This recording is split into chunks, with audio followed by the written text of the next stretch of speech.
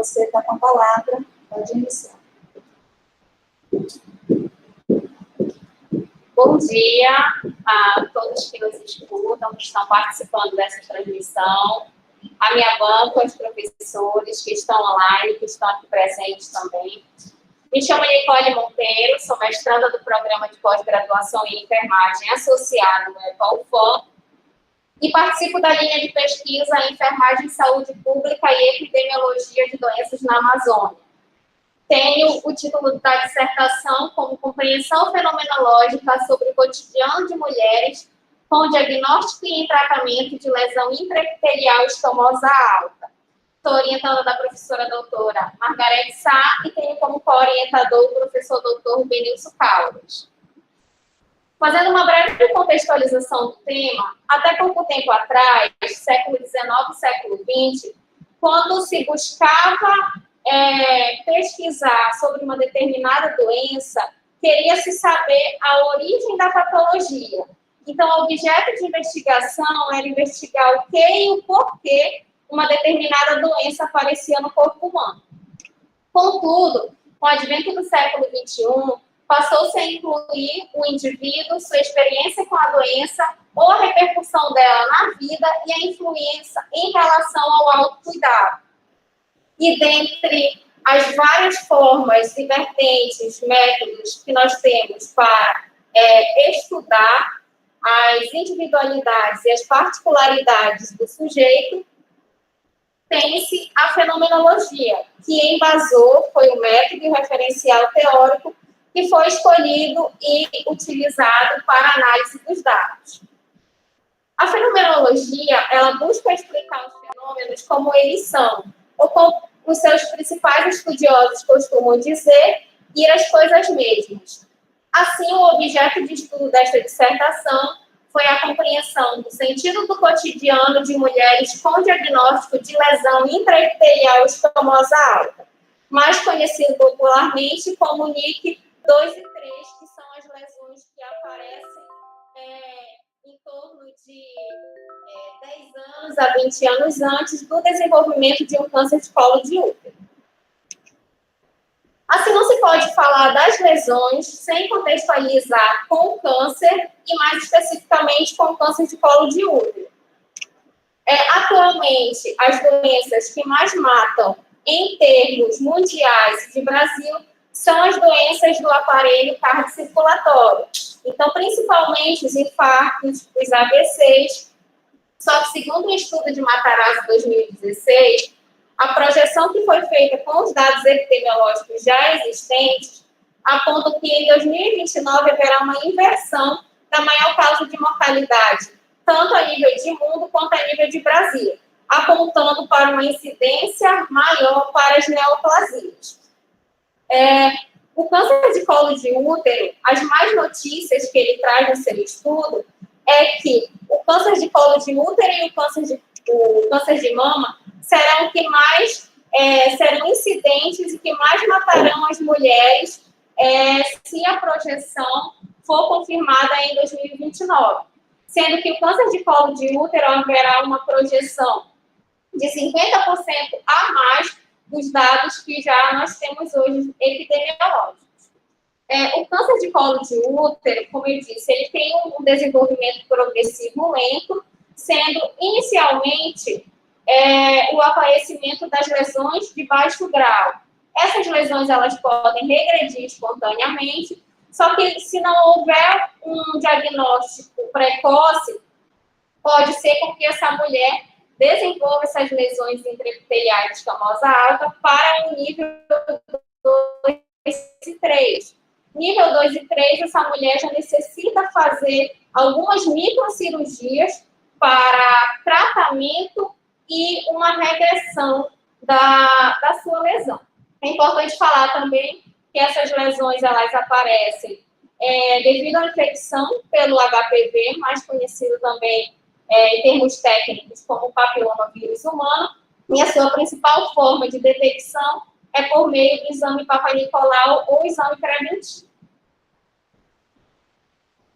Assim, em termos de nível de estado do Pará, o último dado do DataSUS referente a 2016, que é o dado que tem fechado, o Estado teve 771 óbitos, considerando todas as neoplasias. Destes, 339 óbitos foram por câncer de colo de útero, e desses 339 óbitos por câncer de colo de útero, 216 óbitos foram no município de Belém, mulheres residentes do município. A partir daí, de todos os impactos que essas lesões causam na vida dessas mulheres, buscou-se compreender o cotidiano de mulheres com diagnóstico de lesão intraepitelial escamosa alta, HSL, e os questionamentos que foram feitos foram: conte-me o que significa para você estar doente, como é o seu dia a dia convivendo com a doença e como você se sente fazendo este tratamento. E o objetivo do estudo foi compreender o sentido do cotidiano de mulheres diagnosticadas e em tratamento de lesão intraepitelial escamosa alta, em acompanhamento em uma unidade de referência materno-infantil no município de Belém do Pará. O tópico 2 da dissertação aborda a revisão de literatura, que fala sobre as lesões, tanto de baixo grau quanto de alto grau, fala da nomenclatura, padronização, como foi definida essa padronização, traz o tratamento necessário para a sua regressão e o seu tratamento em si, a política de saúde da mulher e o papel do enfermeiro no exame preventivo ou Papa Nicolau. O tópico 3 da dissertação aborda o referencial teórico, a fenomenologia, desde a sua criação, a importância da fenomenologia para as pesquisas qualitativas, mas foi definido a fenomenologia hermenêutica do filósofo alemão Martin Heidegger. Tem uma frase dele muito famosa, que é: deixar e fazer ver por si mesmo aquilo que se mostra a partir de si mesmo. E um resumo do que traz um pouquinho esse referencial teórico é que, para o Heidegger, nós nunca chegamos aos pensamentos. São eles que vêm. O tópico 4 vem abordar o percurso metodológico. Então, o nosso tipo de estudo foi o estudo descritivo de abordagem fenomenológica, baseado no método hermenêutico de Martin Heidegger, cujo principal objetivo é compreender a vivência a partir do outro, a partir do seu existir no mundo. A pesquisa ela foi realizada respeitando todos os aspectos éticos, segundo a Resolução 466 de 2012, que é pesquisa envolvendo seres humanos. Foi realizada a assinatura do TCLE pelas participantes, por termo de consentimento livre e esclarecido. A pesquisa passou pela aprovação também do Comitê de Ética e teve autorização da SESPA para o início da coleta de dados. O local de estudo foi desenvolvido na Unidade de Referência Materno-Infantil Uremia, que foi idealizada pelo governo federal e pelas sociedades médicas em 1984, cuja principal missão é prestar assistência às mulheres, crianças e adolescentes em um modelo de atuação voltado para a especialidade. É um nível de atuação secundário e, dentre os principais programas que são atendidos na unidade, tem-se o serviço de patologia cervical, que foi o escolhido para acompanhamento e para a entrevista dessas mulheres. A obtenção dos dados ocorreu por meio da entrevista fenomenológica, que tem como principal objetivo transmitir vivências e partilhar sentidos e trazer informação do interior de cada sujeito sobre um determinado fenômeno. Foi utilizada a metodologia hermenêutica heideggeriana, que permite o estudo do cotidiano, do vivido e das experiências individuais. É importante falar que a fenomenologia ela não tem um método unívoco, mas dependendo da vertente que se escolhe para trabalhar, nós temos processos diferentes que devem ser seguidos para a análise dos dados. E a análise do Heidegger permite trabalhar com polos que são o questionado, que é o cotidiano, o perguntado, como é, e o interrogado, que são as mulheres. E o exemplo que nós podemos falar é, se eu procuro investigar como é o cotidiano, o questionado, de mulheres com lesão intraepitelial de alto grau, perguntado, interrogo mulheres em acompanhamento para tais lesões. Análise dos dados ocorreu por meio das falas, que seguiram os passos da descrição, que foi a transcrição das falas dessas mulheres e a leitura preliminar, fazendo com que o relato ele se torne familiar para a pesquisadora. É importante falar que aqui não se buscou fazer juízo de valor sobre as falas e nem o fenômeno que essas mulheres estavam passando, a situação de saúde, de doença, que a gente pode falar assim, né? Fazendo seu acompanhamento lá na orelha. A partir daí, passou-se para a técnica da redução, que por meio da variação imaginativa, a pesquisadora ela pode viver o fenômeno por meio das falas dessas mulheres e é possível separar aquilo do que é essencial do que não é para o fenômeno, fazendo com que fique apenas aquilo que seja essencial dos significados que foram falados por essas mulheres. O terceiro passo, que foi a compreensão, que foi a unidade de significação em si. A unidade de significação foi a visão da pesquisadora sobre os significados que essas mulheres colocaram sobre o fenômeno estudado. E o último passo, que é a hermenêutica, que é a compreensão do sentido do ser. Então, é a capacidade do Dasein, que é o termo que o Heidegger utiliza, mas trazendo um pouquinho mais para a nossa vivência, seria o ser humano, a capacidade do ser humano de compreender a si mesmo na existência do seu cotidiano e como si mesmo. O tópico 5, que é a compreensão vaga e mediana, que é a maneira mais simples de interpretação de significados à luz de um pensamento, que foi estruturado da seguinte forma.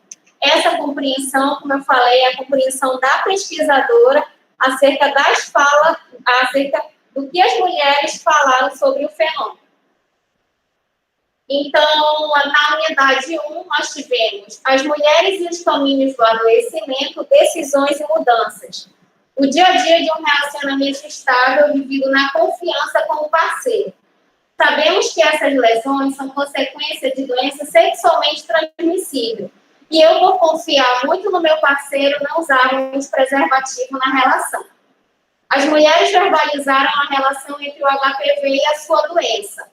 Quando eu fiz o exame, o médico disse que tinha umas feridas no meu útero e eu fiquei logo assustada, pois como está surgindo muito câncer agora em decorrência do vírus HPV, foi um susto. Após se encontrarem doentes, tomam a decisão de passar a manter relações seguras com seu parceiro, porque o homem não gosta dessa sensação de ficar usando preservativo. É um desconforto entre o casal, mas agora eu exijo. Eu não fazia o preventivo todo ano, por falta de vontade mesmo, e nem uso camisinha com meu parceiro, pois a gente não gosta. Mas não tem que ter essa de não gostar, né? Tem que usar e fazer o exame pelo seu bem. A unidade 2, que traz a mulher e o início de sua trajetória para a confirmação da doença. Os obstáculos para a realização dos seus exames são de natureza econômica e de acesso ao serviço. Eu não era acostumada a fazer o preventivo, porque o posto é distante de onde moro, e quando a gente precisa de algo, vai lá, sempre é muito difícil de conseguir uma consulta, sabe? Então, eu acabei deixando de lado o exame também. Fazia muito tempo que não fazia mesmo. A verdade é que se você não pagar para fazer seu exame, não tem como fazer um acompanhamento certinho, e eu não tenho condições de pagar sempre. Quando dá, eu pago. Parece haver pouca valorização da importância da realização do exame preventivo para o diagnóstico de sua doença. Eu geralmente só fazia meu preventivo quando estava sentindo alguma coisa que ficava me incomodando. Aí ia procurar o posto para fazer, o que não era frequente. A confirmação diagnóstica abala as mulheres. Foi muito difícil para mim, porque mulher nenhuma espera. É muito difícil para cada uma receber esse diagnóstico que estamos com as lesões. É muito difícil para nós mulheres superar isso aí. Passado o abalo do diagnóstico, surge o interesse por informações sobre a doença, porque acontece de grandes lesões. Mas eu digo assim, se a gente tivesse bastante conhecimento dos fatores que levam a gente aqui, principalmente no meu interior, que agora que estão batendo muito nessa tecla de dar palestra alertando as pessoas. O choque maior é quando você recebe o resultado e não tem muita informação para saber o que realmente é. A unidade 3, que traz o cotidiano vivido com a doença. Então, ao se saber doente, as mulheres associam sua doença ao câncer de colo de útero, surgindo o medo, o sentimento de culpa, negação e fuga da realidade. Quando eu descobri esse negócio, eu quase entro em depressão. Por um ano, eu escondi os papéis tudinho para não passar com o médico. Foi quando ligaram do filoiolo. No cotidiano, as alterações provocadas pela doença impõem limitações físicas que debilitam o corpo, dificultam as atividades diárias e repercutem na vida familiar.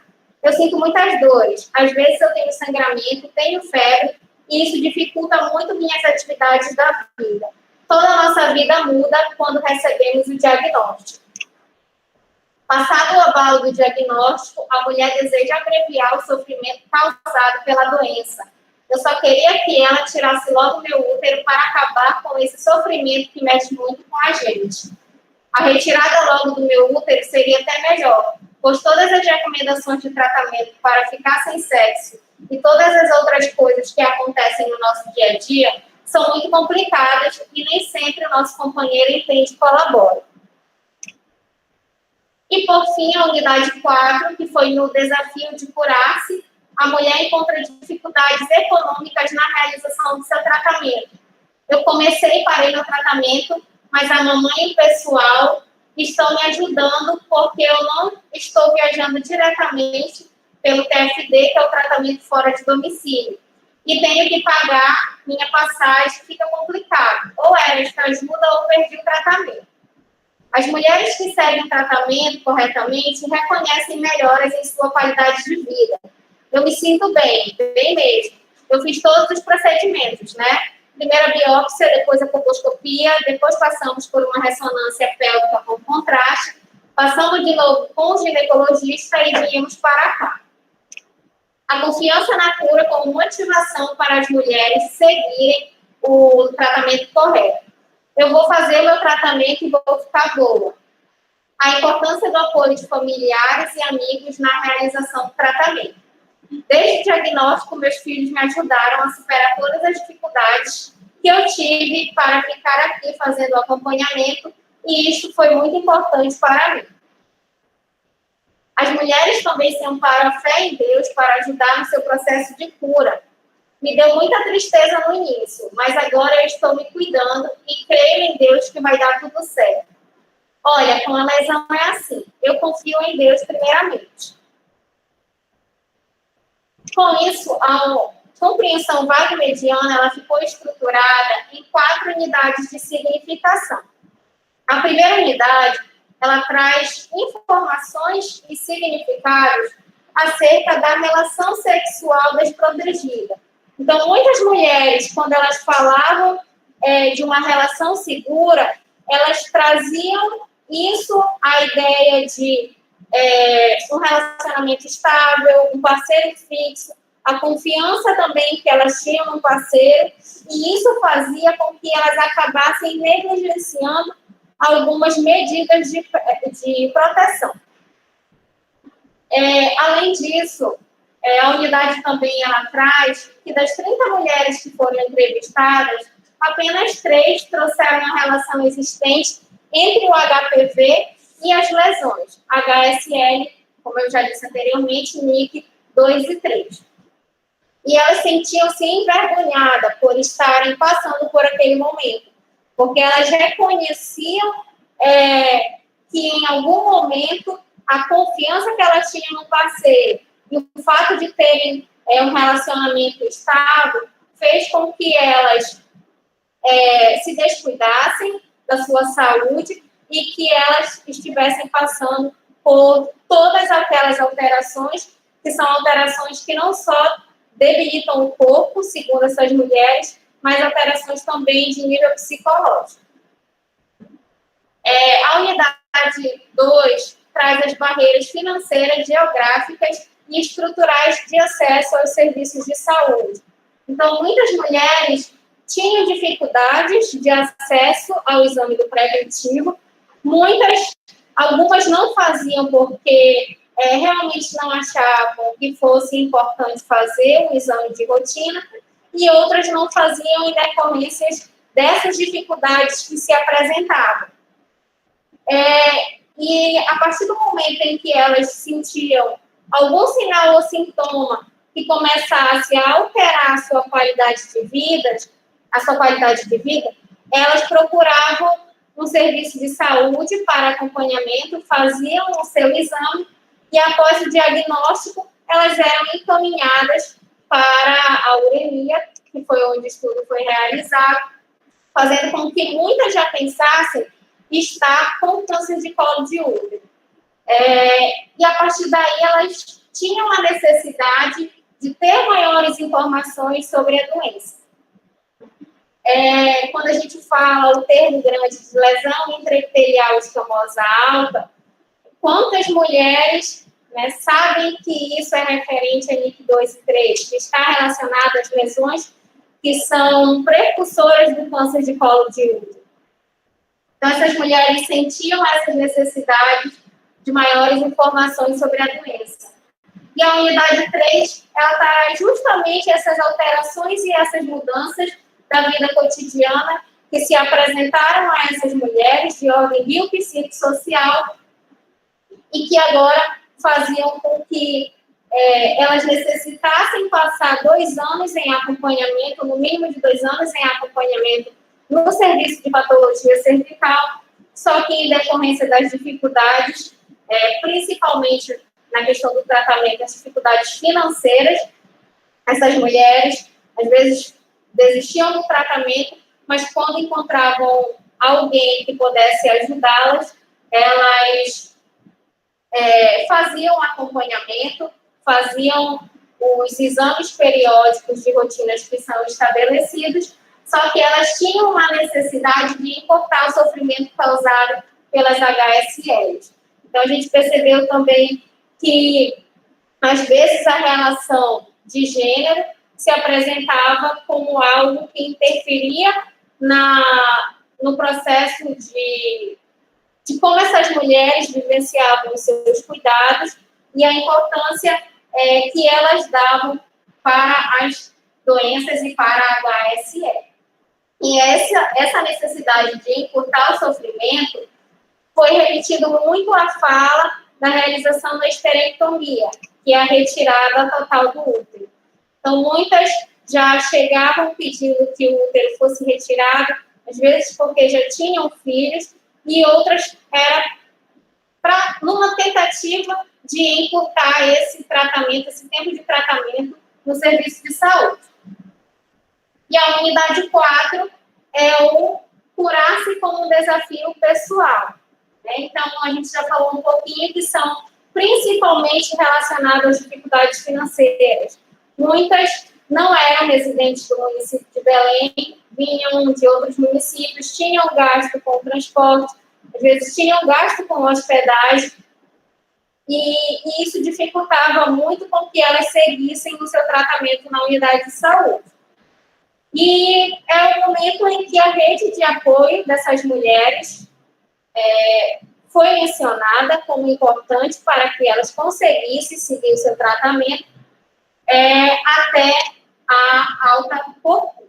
E essa rede de apoio, ela se apresentou tanto como os cuidados e o apoio do companheiro, como dos familiares, dos filhos, da mãe, o apoio à religiosidade para acompanhamento e para seguimento do seu tratamento e o apoio também dos amigos, que foi muito importante para essas mulheres seguirem o seu tratamento aqui no município de Belém. E o tópico 6, que foi a hermenêutica. Então, aqui a gente vai falar um pouquinho do Heidegger e como esses sentidos que o Heidegger fala, busca pelo sentido do ser, as pesquisas qualitativas e a fenomenologia, ela tem essa característica de estudar aqui no Heidegger, o cotidiano, mas as experiências vividas e as particularidades de cada sujeito. Para os fenomenologistas, 4 pontos são importantes, que é a espacialidade, a temporalidade, a corporalidade e os relacionamentos. Por quê? Porque cada fenômeno, cada situação acontece dentro de um tempo e de um espaço para pessoas diferentes e em um determinado contexto social. A partir daí, é possível emergir diferentes sentidos sobre o mesmo fenômeno. E o Heidegger traz justamente isso, a busca pelo sentido do ser. Porque até então, para a enfermagem, principalmente, essas pesquisas começaram a ser produzidas e a ser publicadas a partir de 1980, sobre o indivíduo, sobre as suas experiências com a doença, e até então, que vinha sendo esquecido pelas pesquisas de origem mais positivistas, mais quantitativas, que buscavam principalmente dados estatísticos significativos para a comprovação de uma determinada hipótese, e ele traz isso no desenvolvimento da sua filosofia e no desenvolvimento da sua teoria. Então, o principal ponto do Heidegger é a busca pelo sentido do ser. E esses sentidos e significados, eles são revelados de formas diferentes para cada pessoa. Ele traz 2 dimensões, que é a dimensão ôntica, que é referente ao horizonte, os diferentes horizontes de manifestação, e a ontológica, que é referente ao horizonte de possibilidade. Assim, ele diz o quê? Que o nosso modo próprio de ser é um projeto. Então, nós estamos a todo momento num projetar-se, no tornar-se, no vir a ser. E essa abertura, essa disposição, faz com que a gente necessite buscar aqueles sentidos, o sentido do ser para cada sujeito. Só que acontece que muitas vezes a vivência do cotidiano, que é aquilo que até então é o habitual, faça com que esse sentido ele fique encoberto pelas relações estabelecidas no cotidiano. Ele diz que, geralmente, na grande maioria das vezes, nós vivemos de uma forma inautêntica, de uma forma impessoal e de uma forma imprópria, que será abordado e explicado um pouquinho mais à frente o que seriam esses termos, trazendo para os resultados e os sentidos e significados que essas mulheres trouxeram sobre o fenômeno. E ele diz que sentido é o que se projeta no espaço compreensivo de tempo, permitindo que as significações dos entes dele derivem. A partir daí, o acontecer do ser no mundo da mulher infectada e diagnosticada com as HSLs teve repercussões em todos os aspectos da vida biopsicossocial. Mesmo não fazendo o exame certinho, é um choque quando a gente recebe uma notícia dessas, pois afeta muito a nossa vida física, psicológica e até sexual. E no cotidiano, essas mulheres, elas encontram pontos. Essa vivência do cotidiano, que por Heidegger se dá de uma maneira inautêntica, de uma maneira imprópria, reflete na forma como a mulher vai significar a sua existência e, ao mesmo tempo, como ela vai construir as suas relações. Percebeu-se no estudo que as mulheres, antes mesmo do diagnóstico das HSLs, elas tiveram dificuldade de acesso à prevenção vacinação contra as ISTs, principalmente relacionando fatores de gênero. Então, os relacionamentos em que elas se encontravam, a imposição do parceiro, às vezes a necessidade de não usar o preservativo porque incomodava, ou como uma forma de até manter aquela necessidade de sustento, faziam com que elas vivessem de uma forma inautêntica e impessoal. E elas mostravam em seus relacionamentos justamente isso, vivendo de uma maneira impessoal e inautêntica.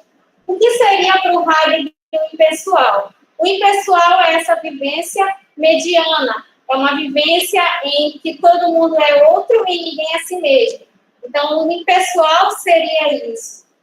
E a inautenticidade seria essa vivência do cotidiano em que, por vezes, a gente nega nossas convicções, mas a gente não consegue negar a nossa existência, mas que faz com que a gente não questione as normas morais, as regras e condutas que são impostas pela sociedade. E porque a gente pode encontrar isso justamente nas seguintes falas. Porque o homem não gosta dessa sensação de ficar usando preservativo.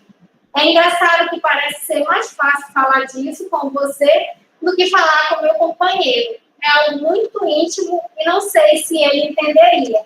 Então, essas mulheres tinham a dificuldade de explicar as suas vontades ou de conversar sobre a necessidade da utilização do preservativo na relação como uma forma de prevenção não só para si, mas para o seu companheiro também, e acabavam vivendo de forma impessoal e inautêntica. E o estudo ele conseguiu identificar também que essas imposições, essas relações, essa falta de conhecimento sobre, às vezes, as formas de prevenção que tem para a mulher e como a legitimação ainda sexual feminina necessita ainda ser um pouco mais discutida,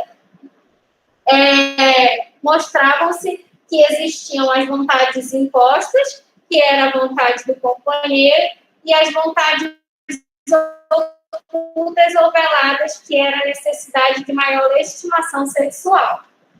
E o Heidegger diz o que sobre essa impessoalidade e essa inautenticidade? Que ela funda-se no fato de o Dasein ser determinado pelo caráter de ser sempre meu. A impropriedade do Dasein, porém, não de ser menos nem um grau inferior de ser.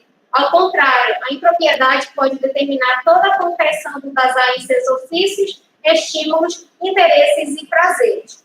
Então, a vivência do cotidiano, ela dá-se nessa impessoalidade, nessa inautenticidade.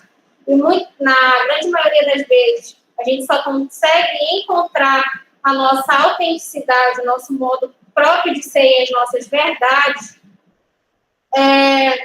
quando a gente consegue questionar o nosso sentido de ser, ou muitas vezes quando a gente tem consciência da finitude da vida, ou como o ser humano voltado como um ser para a morte.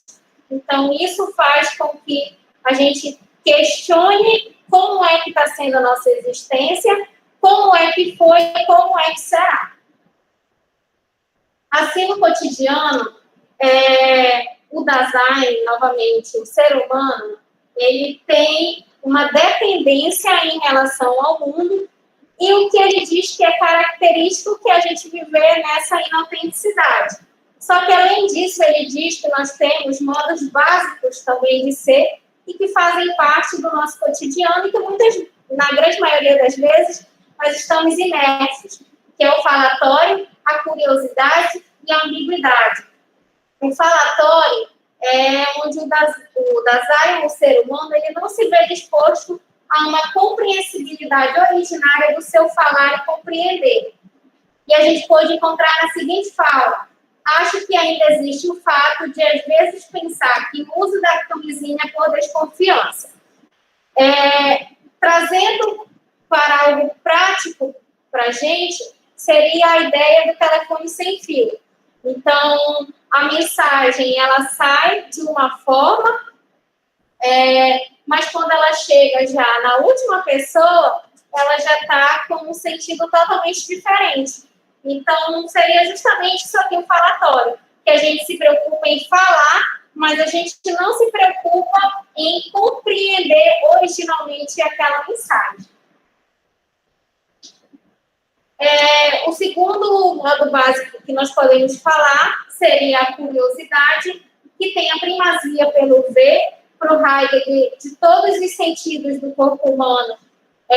A visão é aquela que se sobrepõe em relação aos outros, porque por mais que a gente necessite dos demais sentidos, tudo acontece primeiramente com o sentido da visão. Então, antes da gente, do tato, do paladar, do olfato, tudo primeiramente passa pela visão. E a partir daí nós temos dois modos constituintes da curiosidade, que é a impermanência no mundo circundante. Então, a todo momento nós estamos em busca sempre do algo novo e encontramos-se nessa dispersão em que nós necessitamos por procurar mudanças, que, a fim de que, quando a gente tem uma paisagem, a gente acha que tenha contemplado tudo, a gente sempre busca algo novo para compreender novamente. E, a partir daí, nós temos a terceira característica que poderia emergir da curiosidade, que é o desamparo. Então, se sempre nós estamos em busca do algo novo, nós nunca conseguimos compreender originalmente aquilo que se passa à nossa vista. E é justamente isso que o Heidegger traz. A curiosidade liberada, porém, ocupa-se em ver, não apenas para compreender o que se vê, ou seja, para chegar a ele não ser, mas apenas para ver. Ela busca apenas o novo, a fim de, por ele renovada, correr para uma nova novidade.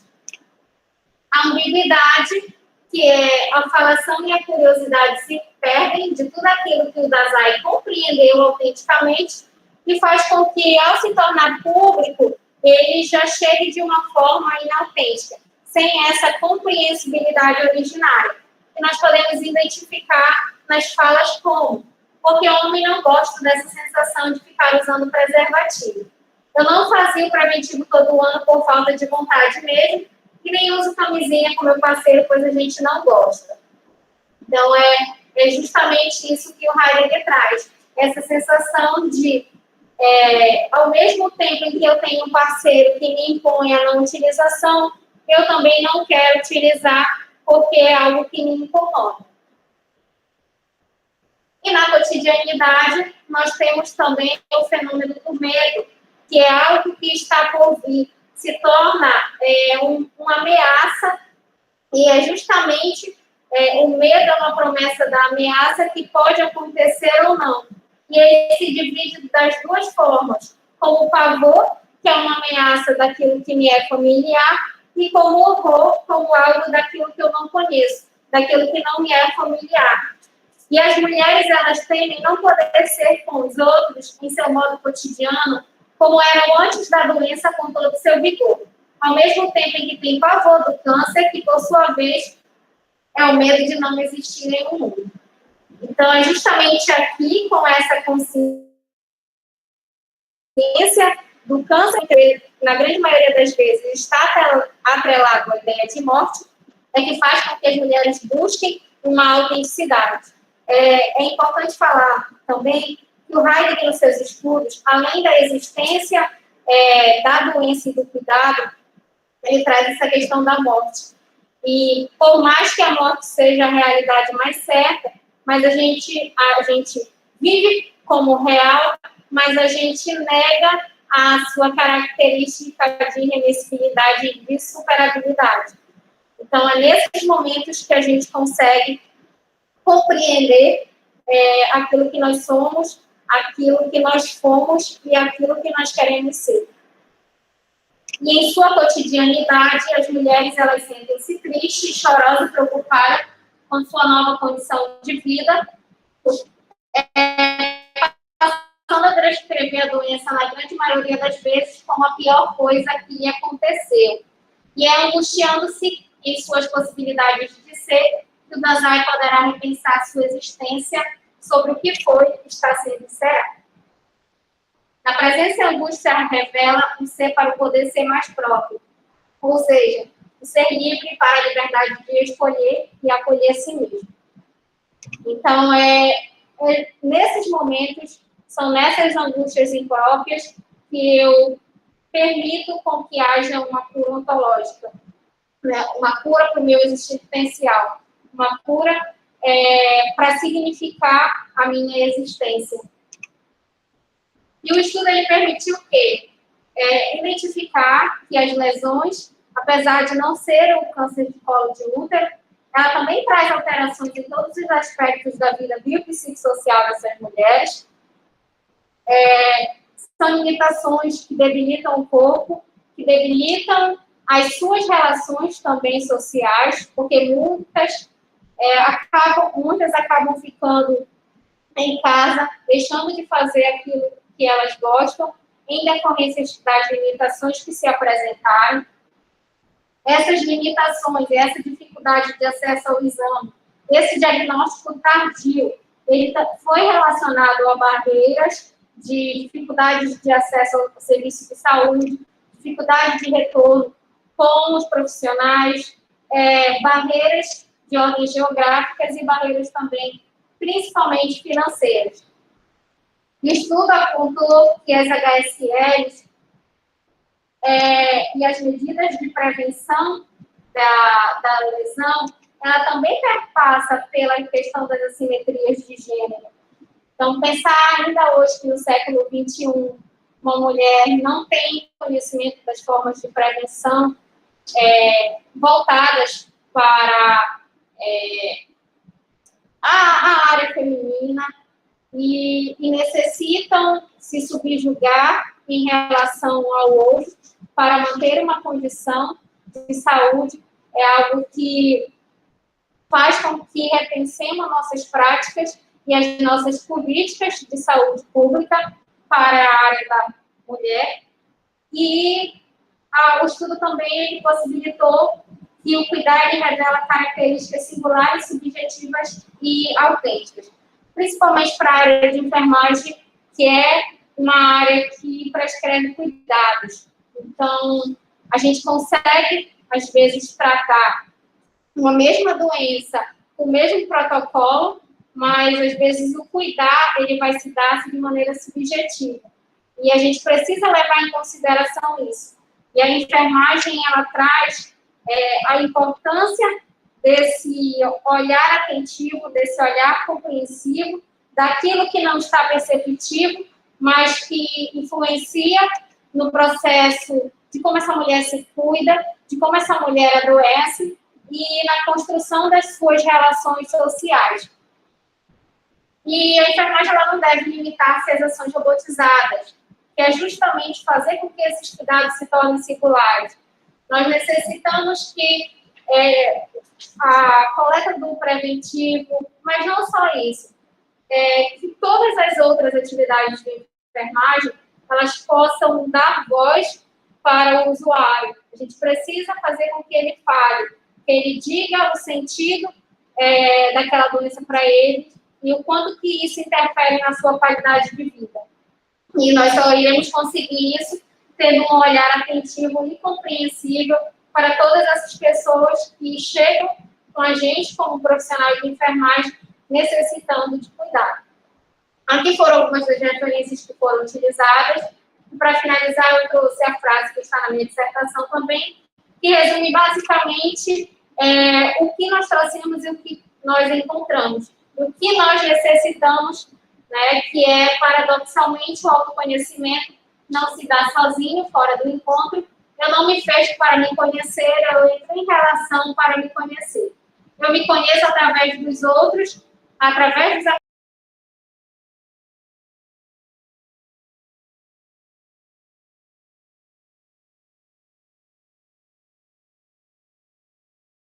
aproximação, né, com esse aporte teórico e metodológico, e como que você faz a gente passear com muito prazer dentro do seu texto e também assistindo a sua fala. Isso é fruto do seu esforço, da sua apropriação e, lógico, do processo de orientação, de condução que você teve. Então, eu quero ressaltar, né, o quanto que eu não sou estudiosa de fenomenologia, eu não sou estudiosa das pesquisas qualitativas, e o quanto que eu compreendi e o quanto que eu me senti extremamente feliz e satisfeita com o meu seu material. Pela facilidade com que você conseguiu traduzir esses pressupostos de Heidegger, né, e fazendo a gente compreender. Então, isso não é fácil. E a pesquisa científica precisa se propor a isso. A gente precisa ler um texto, né, que está pautado nessa abordagem teórica e metodológica, e a gente precisa compreender. Senão, não tem sentido. Ele acaba que ele fica direcionado para um grupo muito seleto, que é um grupo que já conhece.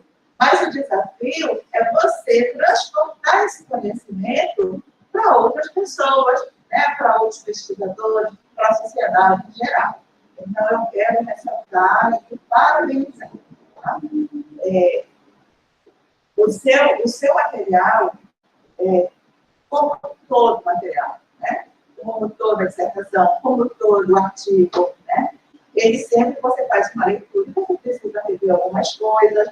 E aí, o meu papel foi de ler cuidadosamente, identificar algumas necessidades, talvez, de uma forma, tá? Não quero aqui questionar o conteúdo absolutamente, mas algumas coisas eu vou mencionar e outras não, tá? Então, se você entende que não é pertinente, junto com a sua orientadora, pela especificidade do aporte teórico-metodológico que você utilizou, sem problema nenhum, tá? Então, em relação ao resumo do comércio, né, eu penso que precisam trazer alguns resultados, porque a gente, o leitor, ele dá um salto do recurso metodológico para as considerações finais, e ele está sentindo falta de alguma coisa. Então, eu senti falta da apresentação de alguns resultados. Né? E aí também a tradução. Essa máscara, como toda e outra qualquer horror, porque aí o óculos, e o óculos atrapalha, embaça, e eu não consegui enxergar nada sem ele. Tá?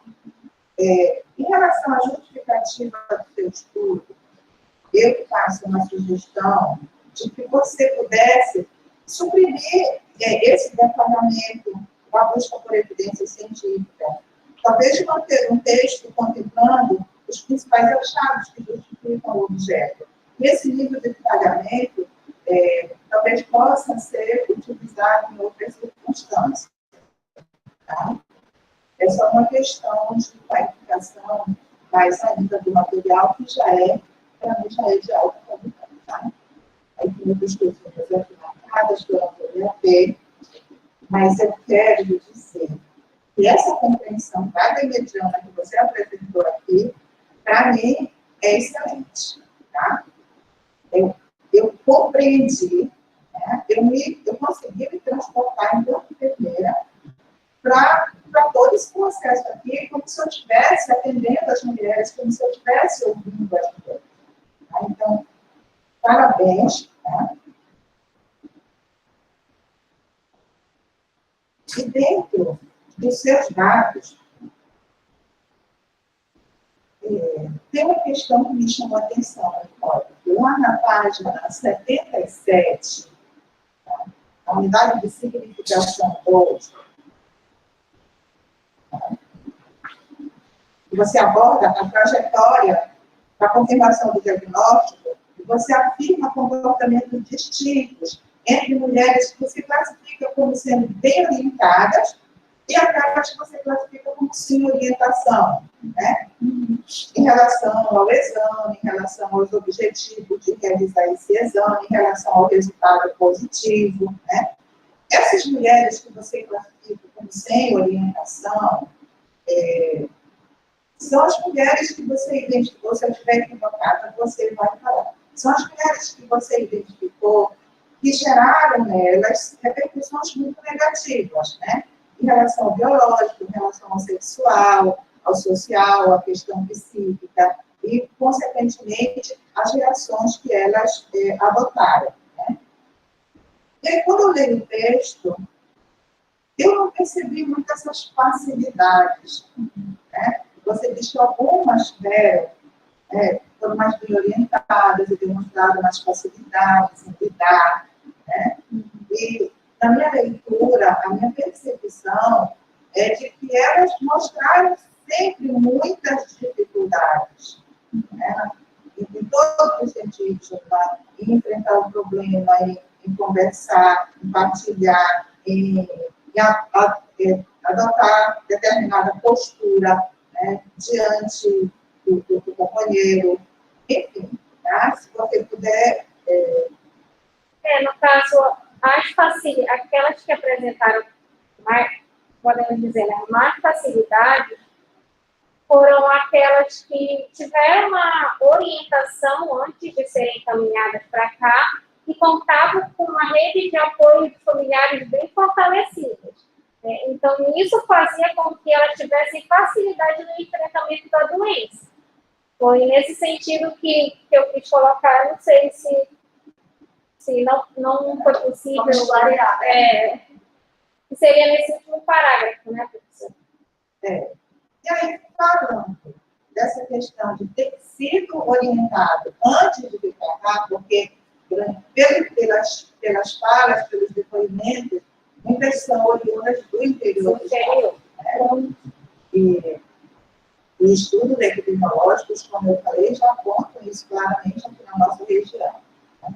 Então, lá na página 89, né, eu me senti também incomodada e com uma certa dúvida se as mulheres realmente sabiam qual o fator de risco e não se preveniram. Elas tinham conhecimento que havia um risco e elas não se preveniram. E aí você está dizendo agora, na minha leitura, o fato delas terem entrado numa unidade de referência especializada oportunizou a elas orientações e elas, então, passaram a conhecer esse possível risco. Então, a minha inquietação é nesse sentido. Esse conhecimento delas se deu a partir da entrada na unidade de referência? A maioria, sim, porque eu tinha até colocado porcentagem, mas aí pediram para retirar, né, uma orientação. Então, a consulta com a enfermagem, ali naquele serviço especializado, com as orientações do que seria necessário fazer, os cuidados que seriam necessários, ela aconteceu ali naquela unidade de referência. Muitas eram encaminhadas sem qualquer informação, tanto que tinha essa questão, né, de já pensar ser um câncer.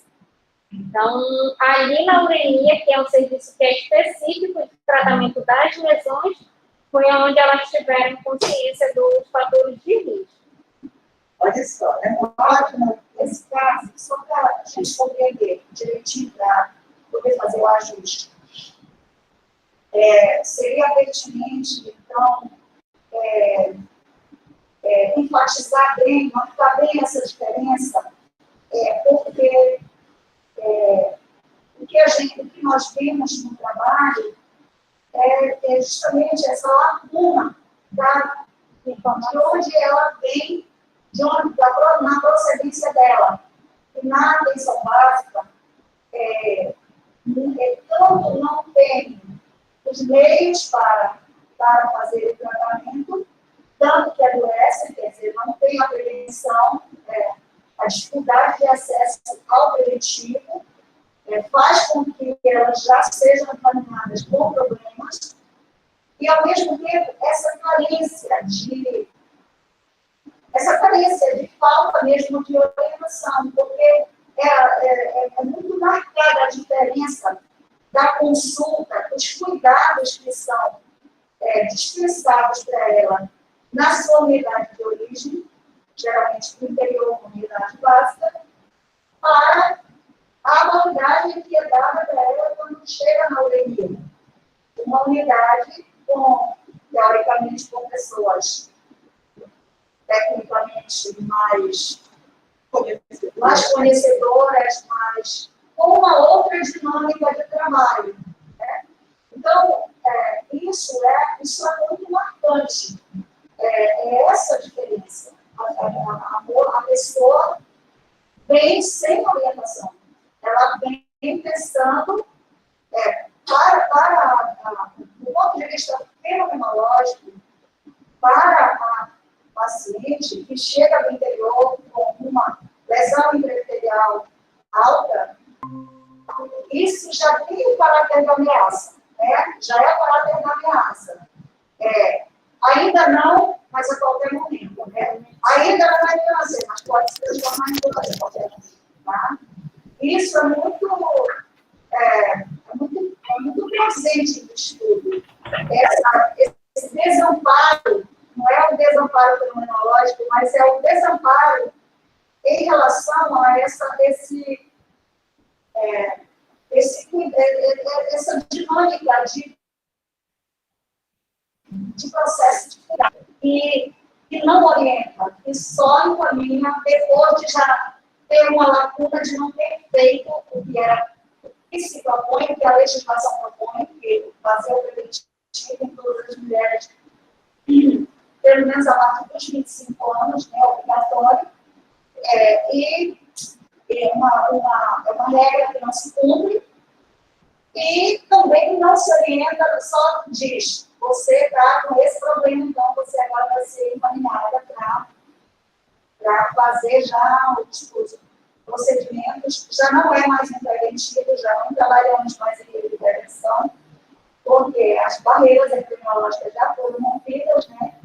E ela passa a ter acesso a essas orientações, a esses esclarecimentos, só quando ela chega no limite, né? Então, eu penso que é interessante, porque aponta mais claramente a fragilidade do ser, sim, né? Lá na atenção básica. Então, aí, ele pode dar a página 89 no penúltimo parágrafo, já no final, você diz assim: pode-se aprender nas falas que, mesmo conhecendo o principal fator de risco para o desenvolvimento dessa HSL, não houve mudança de atitude para o uso do preservativo com seus parceiros, ou seja, elas inicialmente não projetavam para si as consequências. Então, penso que a reflexão final é perfeita, relacionado ao aporte teórico que você usa. Mas o início do parágrafo me preocupa, porque eu penso que há, muitas vezes, uma tendência de se imputar ao outro a responsabilidade, né, pelo determinado desfecho. Né? Então, que você possa depois verificar se isso tem pertinência. Qual é a página, professora? Página 89, penúltimo parágrafo. Após o ponto em seguida, você começa, pode-se aprender nas falas. Né? Então, assim, dá a entender de que ela sabe, mas mesmo assim ela é negligente com a saúde dela, ou ela quer morrer, ou ela quer que haja uma manifestação de câncer, né? Quando, na verdade, no texto como um todo, fica muito claro que há uma falta de orientação, há uma falta de conhecimento das mulheres. Né? Isso é que levou a desencadear uma série de sentimentos, de incertezas, de atitudes, né? Pela falta de conhecimento delas. Tá? Logo na página seguinte, né, o texto ressalta, na página 90, né, a prática sexual desprotegida por imposição do companheiro. E aí você segue falando de uma postura submissa das mulheres. Eu volto a dizer, na minha opinião, o que é forte no texto é a falta de conhecimento. Em alguns momentos, elas deixam claro que elas são coniventes com o não uso da camisinha. eu não percebi muito claramente que essa imposição, esse subjugo, né? Eu percebi muito mais uma falta de conhecimento das mulheres, né?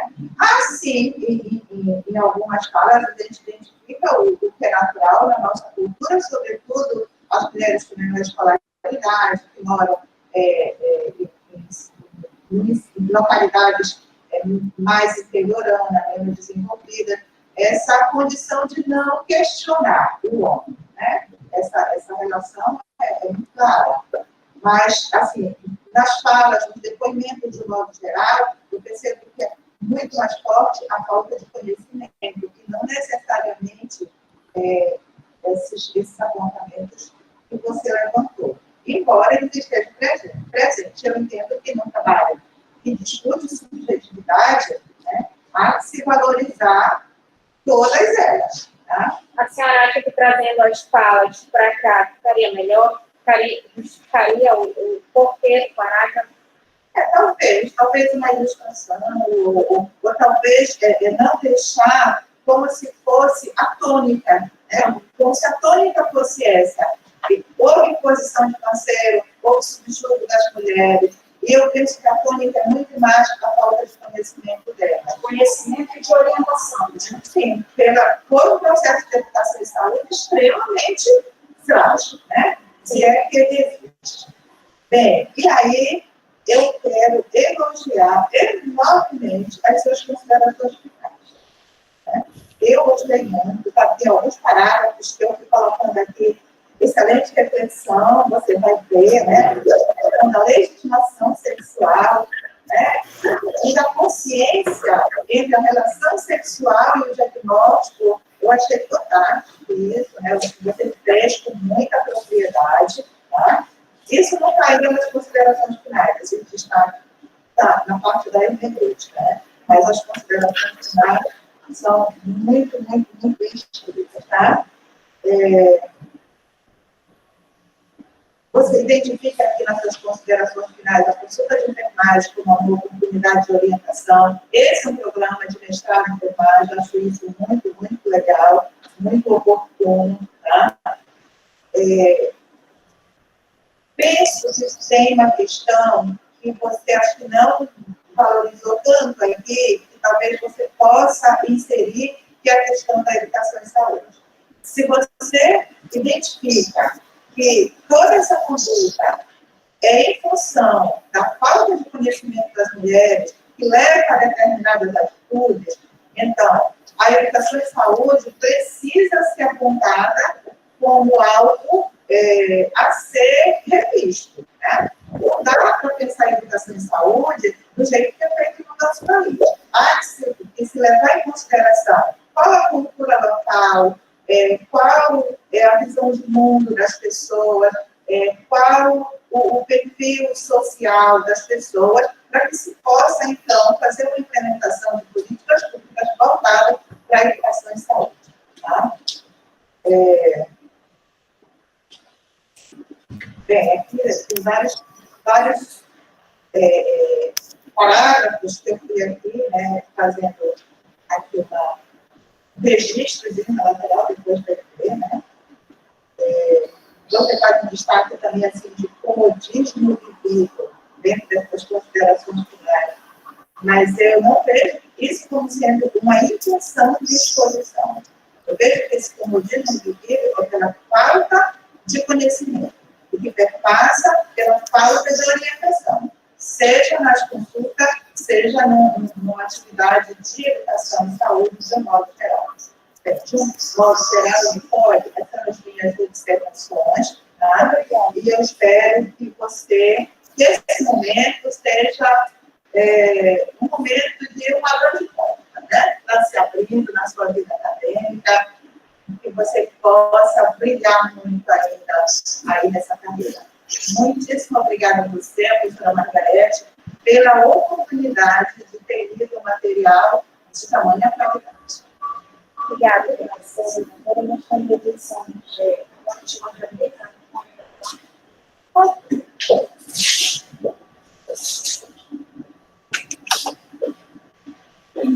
Professora Mônica, Bom dia. Bom dia. Convido a fazer sua avaliação e contribuições, professora. Tá. Bom dia a todos. Também para mim é um prazer estar aqui compartilhando esse momento aqui com a banca e com a Nicole, né? Eu quero agradecer à professora Margarete e à Nicole a oportunidade de estar aqui, né, e ter aprendido um pouquinho sobre a fenomenologia. Também não é o meu objeto de estudo, né, mas nesses momentos que a gente tem a oportunidade, a gente aprende um pouquinho, né, e obrigada por este momento. Eu quero iniciar minha fala também parabenizando a Nicole, né, pela sua apresentação, pelo seu domínio com a temática, né? A gente percebe essa aproximação que a Nicole, a leveza com que ela desenvolveu esse trabalho e como ela explanou isso com muita facilidade. Eu vou fazer algumas considerações, não tantas, mas, assim, claro, somente com o intuito realmente de colaborar. E, claro, depois a professora Margarete, ela conversam, né, que eu fizer. Então, do resumo, eu até anotei isso, né, que o resumo, ele precisa contemplar, né, a questão de uma leve introdução, a questão do objetivo, o resultado e as considerações finais. E você, Nicole, precisa retirar o destaque da palavra percurso metodológico e considerações finais. Né? Veja, precisa estar contemplado essas questões sem precisar destacar a palavra, percurso metodológico e considerações finais, né? Mas precisa estar contemplado essas questões, tá? Então, eu concordo com o que a professora Laura colocou, que também eu tinha destacado aqui na minha avaliação essa questão, tá? E aí eu vou me reportar à questão da análise que a Nicole fez em relação... Aí eu vou me reportar lá para a página 68. Então, veja só, Nicole, quando você faz a análise deixa eu só ver aqui, só um instante. Deixa aqui que eu estou virando a página. Só um instante.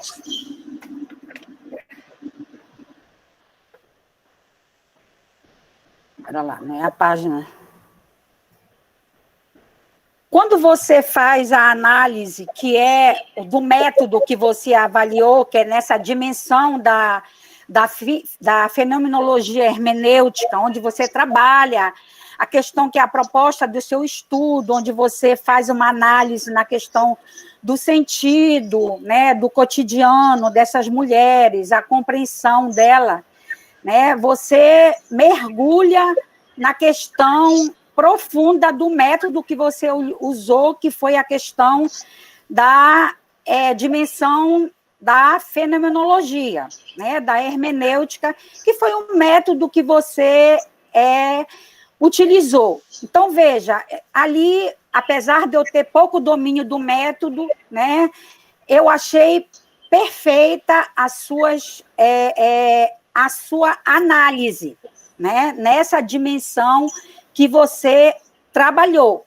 Mas, veja, os meus questionamentos, eles se reportaram mais aqui na análise que você fez, nessa questão da compreensão vaga mediana, tá? Lá na página 68, quando você começa a analisar as unidades de significação. Aí você começa, né, a colocar lá, unidade 1, mulheres e os caminhos do adoecimento. Aí você começa. Você vem discorrendo 1.1, 1.2, né? Aí você começa a fazer mais lá na frente, você começa a colocar a sua análise enquanto pesquisador. Qual é as minhas colocações que eu quero fazer aqui para você, tá? Você faz as suas análises, mas veja, Nicole, o meu questionamento é que você se coloca enquanto pesquisadora, mas veja, da página 68 a 87, que você analisa todas as suas unidades de significação, eu não vejo você fazer um diálogo com outros autores, né? Apesar de lá você se focar na fenomenologia, quando você entra na questão da fenomenologia hermenêutica. Eu acho, né, apesar de você estar focada na fenomenologia hermenêutica, eu acho que seria interessante você fazer algum diálogo com outros autores, porque isso vem você corrobora com alguns autores e isso pode dar maior cientificidade para o seu estudo. Eu vou lhe dar um exemplo. Por exemplo, aqui, quando você diz essa subunidade, as mulheres verbalizaram a relação entre o HPV e a sua doença. Da página 68 a 87, não tem uma citação, Nicole, nenhuma citação. Eu acho que seria interessante você rever isso, porque, veja, tem algumas coisas que você faz a sua análise enquanto pesquisadora, mas também tem algumas coisas que tem lá que não é a sua fala, precisa rever essa questão da citação, e você poderia aqui ver que essa questão do HPV, existem alguns estudos que isso são fatores de risco para mais tarde, se elas desenvolvem a questão do câncer de colo, né? Então, veja, tem muitos estudos que apontam isso, que isso é o fator característico, é um dos fatores mais importantes para a questão do câncer de colo, né? E que eu acho que seria importante você, nessa subunidade, por exemplo, você fazer esse diálogo, né? Você fala alguma coisa lá, mas você não faz essa ponte. Eu acho que seria interessante você fazer esse diálogo, né? Aí, eu colocando aqui outra subunidade, por exemplo, aí eu passando para outra subunidade, a 1.3, tá? Veja, Nicole, eu estou fazendo essas observações, mas em nenhum momento isso invalida a excelência do seu trabalho, é só mesmo com o objetivo de enriquecer mais o seu trabalho, tá? 1.3, você coloca assim, após se encontrarem doentes, toma a decisão de passar a manter relações seguras com seu marido, tá? Seguras com seus parceiros. Também eu acho que essas discussões lá, mais tarde, poderiam ser dadas.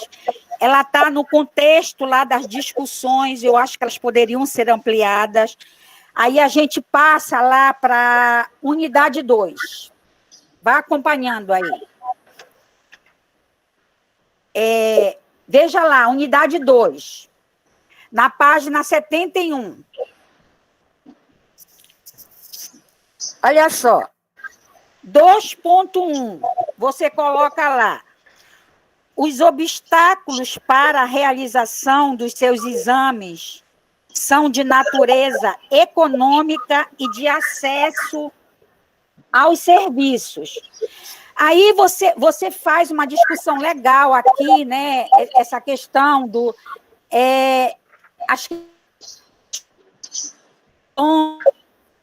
questões socioeconômicas, tal. Mas veja, uma fundamentação que eu acho que você poderia deslanchar aqui, né? Um dos princípios do SUS, que é o SUS como acesso universal, que eu acho que seria interessante você discutir lá, porque também, para mim, quando você colocou esses obstáculos, como a realização, os exames de natureza econômica e a questão do acesso, aí eu fiquei pensando, o acesso é limitado dela pela dificuldade financeira dela chegar a esse local, ou ela não alcança este serviço porque não tem lá. São duas coisas diferentes. Porque, veja, isso é um preventivo, é um serviço básico. Se não tem lá, é a questão do acesso universal. Se ela não tem acessibilidade porque ela não tem dinheiro, é outra questão. São duas coisas diferentes. Né, Nicole? São duas coisas diferentes. Então, veja, se o acesso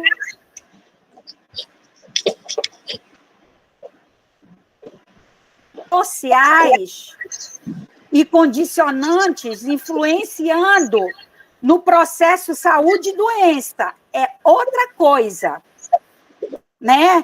Mas veja, se tem um serviço lá, se não tem um serviço básico lá, é um acesso universal que está lhe sendo negado. Aí é uma outra discussão. Né?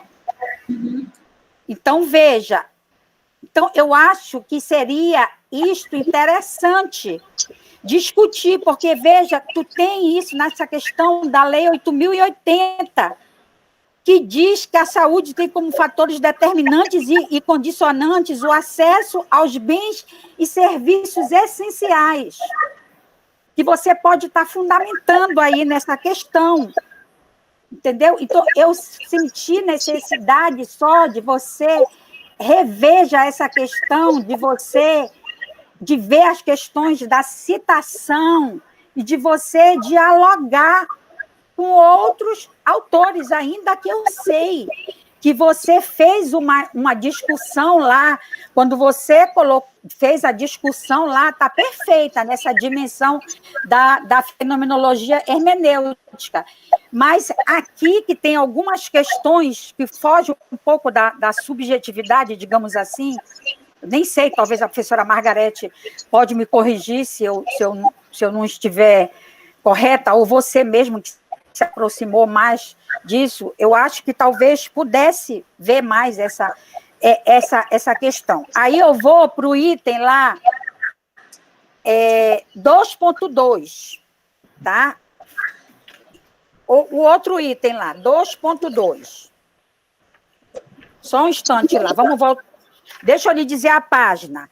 Olha aqui, parece haver pouca valorização da importância da realização do exame preventivo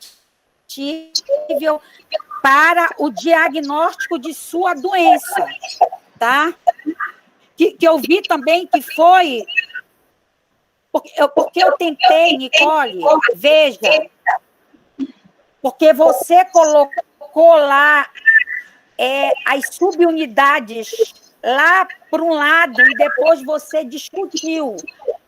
Mas lá para frente, eu não sei se talvez na formatação do texto fosse interessante, não sei, depois você pode ver, se fosse interessante você pegar uma subunidade, talvez para ficar melhor para o leitor, 2.1, discute ela. o que está referindo essa subunidade. 2.2 discute o que está referente a essa subunidade. 2.3, porque a formatação está diferente. Você colocou 2.1, 2.2, 2.3 e depois você colocou um textão lá para frente. Não sei se talvez ficasse melhor discutir por subunidade. Não sei. Talvez, porque teve alguns momentos que eu tive dificuldade de me reportar para que subunidade você estava se referindo. Mas eu tentei me arrumar.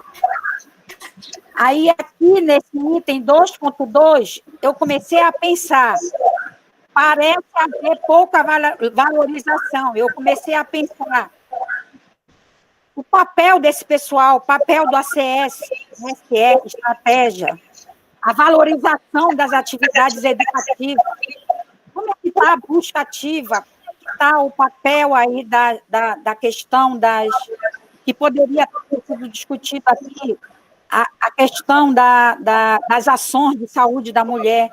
E veja, talvez a gente possa imaginar que em qualquer lugar deva ter um lugar onde se faça preventivo. Eu não sei, a gente imagina, né? Mas a gente está imaginando hoje que as coberturas das vacinas não estão sendo nem atingidas.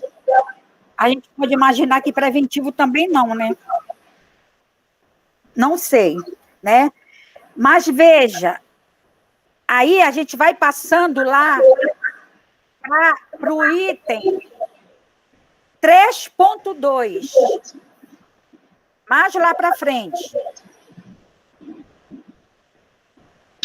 Deixa eu ver qual é a página. Aí a unidade 3.2, aí tem, olha, lá na página 78. Nicole, aí olha só, a página 3.2 fala sobre, no cotidiano, as alterações provocadas pela doença e com limitações físicas que delimitam o corpo, dificultam as atividades diárias e repercutem na vida familiar. Aí, vejam, foi marcante a fala dessas mulheres. Eu vi que 12 mulheres falaram isso, né? Eu não estou querendo aqui quantificar, mas veja, se a gente fosse falar isso, metade dessas mulheres falaram praticamente isso. Né? De 30 mulheres, foram quase, então foi significativa, né? Se a gente fosse quantificar isso. 12 mulheres falaram isso. Então, veja, aqui, nesse capítulo, eu vi pouca discussão sobre isso. Então eu vi a necessidade de ampliar a rede de apoio, implicações biopsicossociais aqui. Então, veja, a coisa assim, que mais me chamou a atenção foi que em 19 páginas eu não vi assim, nenhuma citação e nenhum diálogo. Então, eu vi você como pesquisadora falando, mas também eu vi algumas falas que não eram suas, mas que também não tinha citação, entendeu? Então, precisa só ver e dar uma ajustada nisso. Apesar que lá na fenomenologia hermenêutica, lá tem a citação que você fez, que foi o objeto, foi o seu método. Lá não, lá tá tudinho, entendeu como é que é? Aí vem, na unidade 4.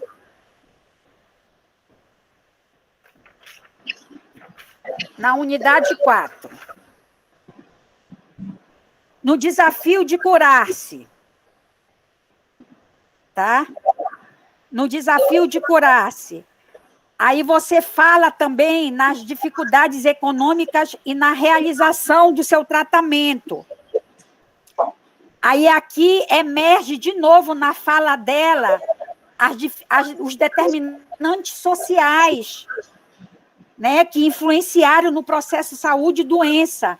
De novo, vem as dificuldades econômicas na realização, no deslocamento, Aí eu coloco para você, veja, eu tive aluna que trabalhou com câncer e que emergiu esse trabalho, e que emergiu esse problema. Eu tenho aluna que está trabalhando com HIV, que está emergindo esse problema. O meu trabalho de doutorado emergiu esse problema. Eu já tive outras alunas que está emergindo esse problema. Então, veja, isso é uma realidade nossa no Estado, aqui na URI. Entendeu? Isso é um problema social que interfere, porque a maioria das nossas mulheres, das nossas mães, elas são do interior.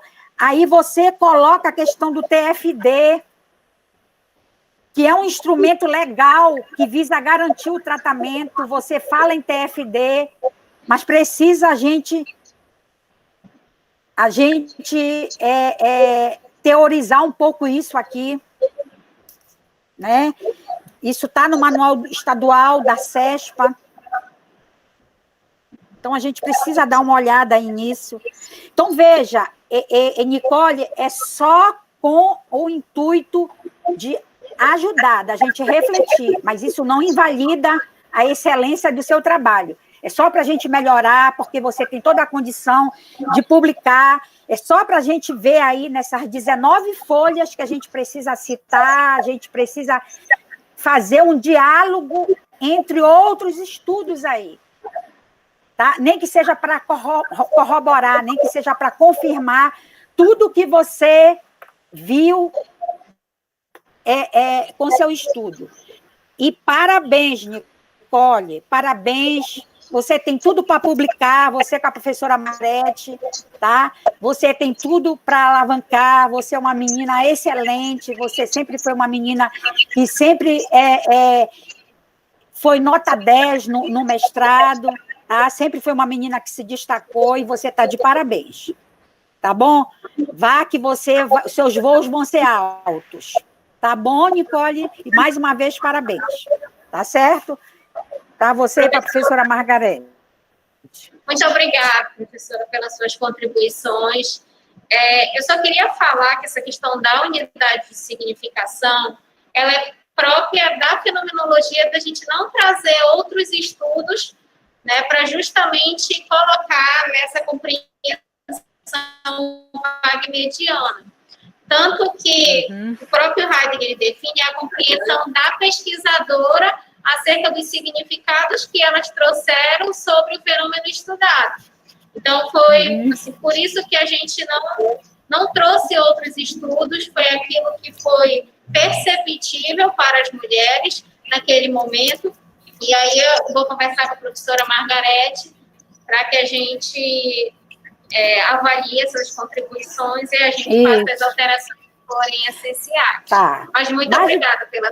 Tá, mas dê uma olhada, porque, por exemplo, também antes de eu colocar isso, eu procurei ver outros estudos a nível de fenomenologia e até para me respaldar, para eu poder fazer essas abordagens, eu tive o cuidado de ver outros estudos que também eles faziam esse tipo de diálogo, entendeu? Por isso que eu fiz essas considerações, tá bom? Obrigada. Tá bom. Nada, querida. Professora Mônica, você vai mandar essas contribuições online ou vai entregar o relatório físico com as contribuições? Eu vou mandar online. Tá? Eu vou mandar, vou escrever tudo direitinho, porque eu fiz fiz tudo de lápis, mas eu vou digitar tudo direitinho e vou mandar, tá bom? Obrigada, professora. Tá, querida, vou mandar sim. Tá. Então, nós vamos finalizar. É o professor Rubem Nilson. A professora Rubem Nilson é o coordenador. Ele está ouvindo, mas ele não pode se manifestar porque ele está em aula nesse momento no hospital e ele não tem como abrir o microfone para falar. Para finalizar, eu gostaria de agradecer a todas as contribuições que nós nós tivemos desde o início da construção do projeto, desde a qualificação, né? Chegamos até aqui, a mesma banca, isso é muito bom, voltar depois uma analisão, né?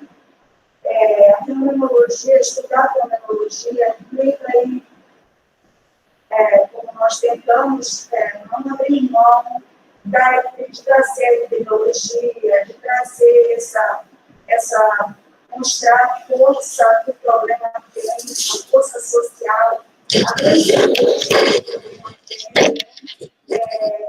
mostrar que existem os meios de controle, e que, como muitos outros problemas, não era preciso chegar até onde se chega por conta de uma série de situações da saúde, situações sociais, econômicas, situações educacionais que contribuem porque é um problema sistêmico, né? É um problema sistêmico.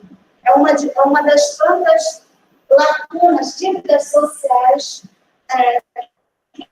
que nós temos, que é o adoecimento e a morte de tantas mulheres, o sofrimento de tantas mulheres para uma das doenças mais fáceis de prevenir e para das quais também é um dos cânceres que se mais tem conhecimento, que mais evoluiu em termos de tratamento, de prevenção de tudo isso.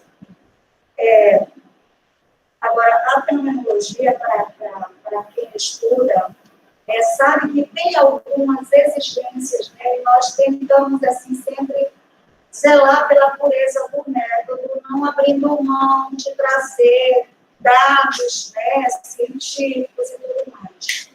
Mas, assim, Mônica, a compreensão wagner-mediana não recomenda que você faça diálogo com outros autores, porque ela é o fio condutor, ela é o ponto de partida para o grande momento do trabalho, que é a hermenêutica.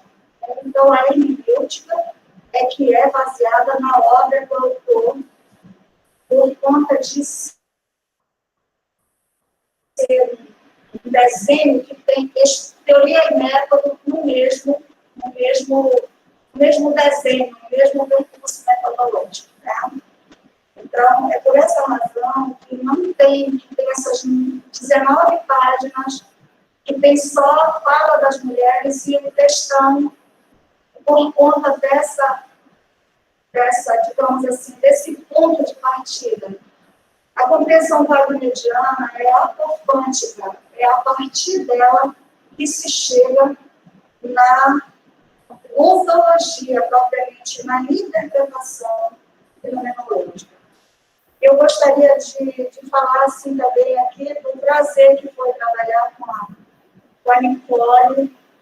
A Nicole é uma pessoa que tem um excelente amadurecimento, e ela tivemos uma sintonia muito favorável. Da parte dela houve uma grande disposição aqui, tanto em sentido físico como em sentido fenomenológico, em estudar, em aprender, em compreender, em apreender. Foram muitas leituras, muitas, né, Nicole? Muitas leituras, muitos, digamos assim, momentos, muitas conversas para ampliar, clarear essa compreensão, e assim ela foi mútua, porque conversávamos e tinha aqueles insights, né, aquelas clareiras do nome, né, da Painestaia aqui, né, e foi, assim, foram 2 anos de alegria, né, de esforço, né, um esforço pessoal dela, principalmente, em superar, né, porque foi o início da trajetória dela na fenomenologia, mas ela já tem uma tendência para a fenomenologia, ela já incorpora a atitude fenomenológica. Então, Então, eu considero que foi um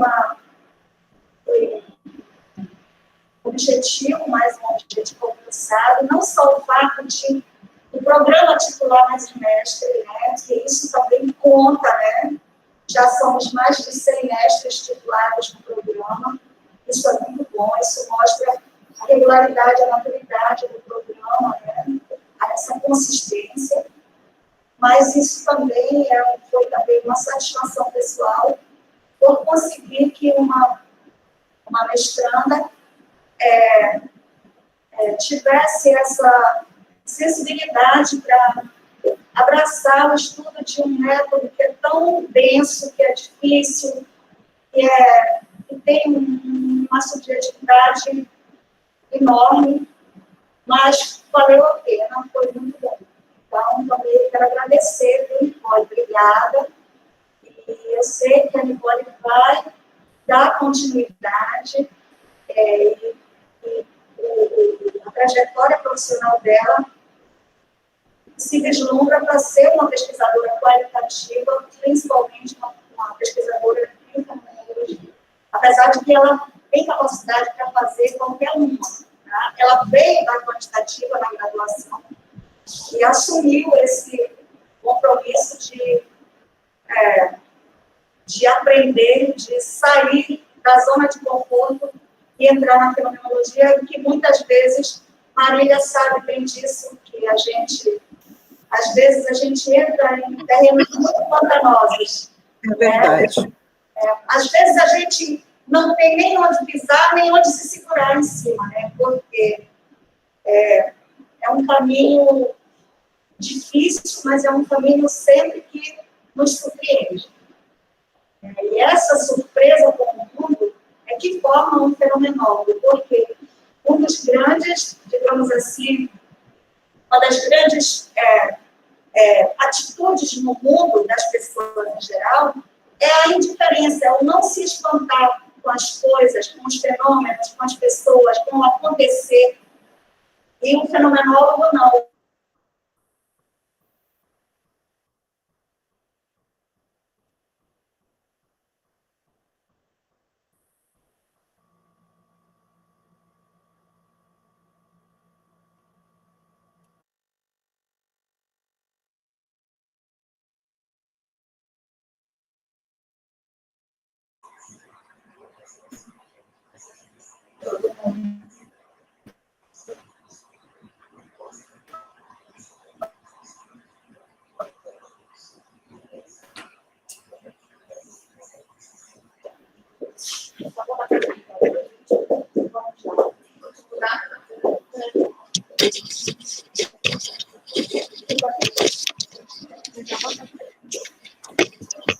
Estão vendo? Então, às 9 horas do dia 13 de novembro de 2020, em sala virtual, ocorreu a sessão pública de defesa de dissertação intitulada Compreensão Fenomenológica sobre o Cotidiano de Mulheres com Diagnóstico e em Tratamento de Lesão Intraepitelial Escamosa Alta, vinculada à linha de pesquisa em Enfermagem, Saúde Pública e Epidemiologia de Doenças na Amazônia, para a obtenção do grau de mestre, pretendida pela mestranda Nicole de Monteiro, regularmente matriculada no curso de mestrado em enfermagem associado ao EPFAM, do Programa de Pós-Graduação da Universidade do Estado do Pará. A banca examinadora foi constituída pelo orientador, Antônia Margarete Moita Sá, e pelos examinadores, Clara Maria Vidal Nogueira, Marília de Fátima Vieira de Oliveira, Mônica Custódia do Couto Abreu Campona. Aberta a sessão, a mestranda foi convidada a fazer sua apresentação e, em seguida, arguída pelos examinadores da banca. Ao final, a banca reuniu-se reservadamente para análise e, após conferir a menção aprovada, elaborando o seguinte parecer. O trabalho apresenta os elementos requeridos a uma dissertação com rigor científico e consistência teórico-metodológica. A mestranda fica ciente que a concessão do referido título está condicionada a atender aos requisitos. E agora eu chamo você para assinar aqui, Nicole. Você como uma mãe, Parabéns. Olha só. Bonito. Uma especialíssima. Mais que especial.